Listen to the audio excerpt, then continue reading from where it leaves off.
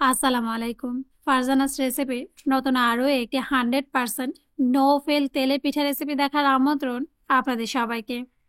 মাত্র একটা ট্রিক্স ও সামান্য কিছু ঘরোয়া উপকরণে তৈরি একেবারে সহজভাবে এই তেলের পিঠাটা কিন্তু আপনাদের মধ্যে যারা পিঠার পাওয়া জানেন না তারাও তৈরি করতে পারবেন হুবহু আমার রেসিপিটা ফলো করে। তো আমার রেসিপিগুলো যদি আপনাদের ভালো লেগে থাকে তাহলে আমার চ্যানেলটাকে সাবস্ক্রাইব করতে ভুলবেন না। আর আমার প্রতিটা ভিডিওর নোটিফিকেশন সবার আগে পেতে বেল বাটনে একটা ক্লিক করে দেবেন। তো চলুন গিয়ে দেখে নিই পারফেক্ট ফুলকো তেলের পিঠা তৈরি করার সম্পূর্ণ প্রস্তুত প্রণালী। এখন প্রথমেই আমরা পিঠার জন্য ডোটা তৈরি করে নেব। তাই এখানে আমি মেজারমেন্ট কাপের 1.5 কাপ পরিমাণ শুকনো চালের গুঁড়ো, মেজারমেন্ট কাপের 1/2 কাপ পরিমাণ ময়দা, মেজারমেন্ট কাপের 1/2 কাপ পরিমাণ কোরানো নারিকেল, মেজারমেন্ট কাপের 1/2 কাপ বা স্বাদ অনুসারে চিনি, 1/2 চা চামচ লবণ। এখন এই সবগুলো শুকনো উপকরণ একটা স্প্যাচুলা বা হুইপ চামচ দিয়ে মিশিয়ে নেব। মেশানো হয়ে গেলে এ পর্যায়ের মধ্যে অ্যাড করে দেব নর্মাল রুম টেম্পারেচারের একটা ডিম। এখন শুকনো উপকরণের সাথে ডিমটাও আমরা খুব ভালোভাবেই মিশিয়ে নেব। মেশানো হয়ে গেলে এ পর্যায়ে পিঠার ব্যাটারটা তৈরি করার জন্য এর মধ্যে আমি অ্যাড করে দেব মেজারমেন্ট কাপের 1/2 কাপ পরিমাণ পানি।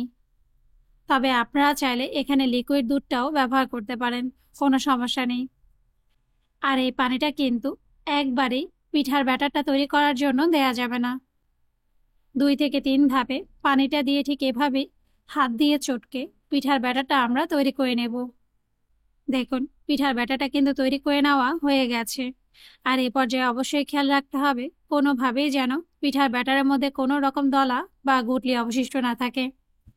এখন তৈরি করে নেওয়া এই ব্যাটারটা আমরা আবারও হাত দিয়ে ঠিক এভাবেই ঘড়ি ধরে 5 মিনিট ফেটিয়ে নেব, যেন ব্যাটারটা একটু ফ্লাফি হয়ে যায়। দেখুন এরই সাথেই কিন্তু তেলের পিঠা বা পোয়া পিঠার পারফেক্ট একটা ব্যাটার তৈরি হয়ে গেছে। এখন আপনাদের বোঝার সুবিধার্থে ব্যাটারটা আমি একটু উপরে তুলে দেখিয়ে দিচ্ছি। দেখুন এই পিঠার ব্যাটারটা কিন্তু বেশি ঘনও হবে না, আবার বেশি পাতলাও হবে না। ঠিক এই থিকনেসেই আমরা তেলের পিঠা বা পোয়া পিঠার ব্যাটারটা তৈরি করে নেব। এখন এই পিঠার ব্যাটারটা আমরা আবারও ঢাকনা দিয়ে ঢেকে একটা সাইডে রেখে দেব 1 ঘন্টার জন্য, যেন চালের গুঁড়োটা খুব ভালোভাবে ভিজে যায়। 1 ঘন্টা পর এখন এই ব্যাটারটা আমরা আবারও ঘড়ি ধরে 5 মিনিট ঠিক এইভাবেই ফেটিয়ে নেব, যেন ব্যাটারটা একেবারে ফ্লাফি হয়ে যায়। আর একটু খেয়াল করুন কিছুটা সময় রেস্টে থাকার কারণেই কিন্তু পিঠার ব্যাটারটা আরেকটু ঘন হয়ে গেছে। এখন কিন্তু তেলের পিঠাগুলো তৈরি করে নেওয়ার পালা। তাই চুলার প্রিপারেশনে চলে যাব। এর জন্য আগে থেকেই আমি চুলা লো মিডিয়াম হিটে পর্যাপ্ত পরিমাণ তেল গরম করে নিয়েছি। এখন পারফেক্ট পিঠা তৈরির জন্য ছোট্ট একটা ট্রিক্স ব্যবহার করব। আর এর জন্য এখানে আমি এরকম একটা স্টিলের জারের ওপরে যে ঢাকনাটা আছে সেই ঢাকনাটা নিয়ে নিয়েছি। এখন এই ঢাকনাটা আমরা তেলের মধ্যে দিয়ে দেব এবং গরম করে নেব আবারও কিছুটা সময়।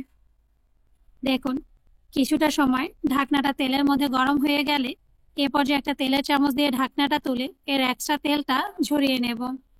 এরপর আগে থেকে যে পিঠার ব্যাটারটা আমরা তৈরি করে রেখেছিলাম সেখান থেকে কিছুটা ব্যাটার নিয়ে ঢাকনার মধ্যে দিয়ে দেব এবং ঢাকনাটা তেলের মধ্যে ছেড়ে দিয়ে কিছুটা সময় অপেক্ষা করব।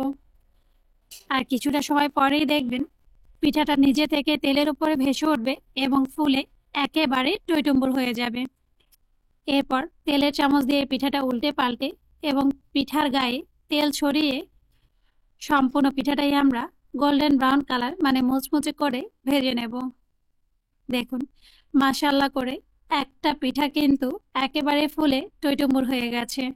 আর এই পিঠাটা আসলে কতটা ফুলেছে সেটা কিন্তু আপনারা ভিডিওটা একটু ভালো করে দেখলেই বুঝতে পারবেন। এখন আপনাদের বোঝার সুবিধার্থে আরও একটা পিঠা আপনাদের তৈরি করে দেখাচ্ছি। সেম ভাবে ঢাকনাটা তেল থেকে তুলে এর এক্সট্রা তেলটা ঝরিয়ে নেব। এরপর কিছুটা পরিমাণ পিঠার ব্যাটার ঢাকনায় দিয়ে হালকা হাতে ট্যাপ করে নেব, যেন ঢাকনার চার ধারে ব্যাটারটা সমানভাবে ছড়িয়ে পড়ে। এরপর ঢাকনাটা আবারও তেলের মধ্যে ডুবিয়ে দেব এবং কয়েক সেকেন্ড অপেক্ষা করব। কয়েক সেকেন্ডের মধ্যেই কিন্তু আবারও পিঠাটা নিজে থেকে একেবারে ফুলে টইটুম্বুর হয়ে তেলের ওপর ভেসে উঠবে। এরপর সেম ভাবে তেলের চামচ দিয়ে উল্টে পাল্টে পিঠাটাকে মুচমুচে করে ভেজে নেব। আর আপনারা যদি ঠিক এভাবেই ঢাকনার মাধ্যমে তেলের পিঠা বা পোয়া পিঠা তৈরি করেন, তাহলে কিন্তু আপনাদের সবগুলো পিঠাই একই সাইজের হবে এবং 100% প্রতিটা পিঠাই ফুলকো হবে। দেখুন, এরই সাথে কিন্তু সবগুলো পিঠাই আমি তৈরি করে নিয়েছি। আর আপনারা একটু খেয়াল করলেই বুঝতে পারবেন প্রতিটা পিঠা কতটা ফুলে টইটম্বুর হয়ে গেছে। এখন একটা পিঠা আমি আপনাদের ছেড়ে দেখাচ্ছি, যে এর ওপরটাই শুধু ফুলকো নয়, ভেতরটাও কতটা ফুলকো হয়েছে। তো আপনারা কিন্তু অবশ্যই এই তেলের পিঠাটা একবারের জন্য হলেও আমার রেসিপিতে ট্রাই করে দেখবেন। আর আমাকে কমেন্ট করে জানাবেন আপনাদের কাছে এই পিঠার স্বাদটা কেমন লেগেছে। তো আমার রেসিপিগুলো যদি আপনাদের ভালো লেগে থাকে, তাহলে আমার চ্যানেলটাকে সাবস্ক্রাইব করতে ভুলবেন না। আর আমার প্রতিটা ভিডিও ফ্রেন্ডস এবং ফ্যামিলির সাথে শেয়ার করবেন। আজ এই পর্যন্তই। আল্লাহ হাফেজ।